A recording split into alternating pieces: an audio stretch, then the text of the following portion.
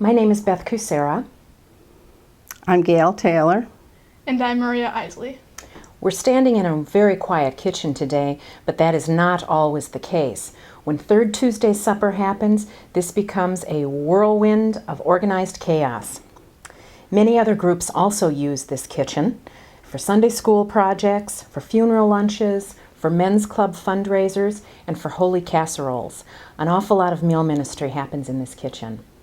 Volunteers gather here often to prepare meals for Hesed House and Lazarus House. We often laugh at the fact that architects told us back in 1996 that we didn't need to enlarge our kitchen because churches catered. We proved them wrong. And I'm the dishwasher for Third Tuesday suppers. It would be impossible to wash all of our dishes that they bring in without our commercial dishwasher. In the old church, Third Tuesday suppers would not be possible.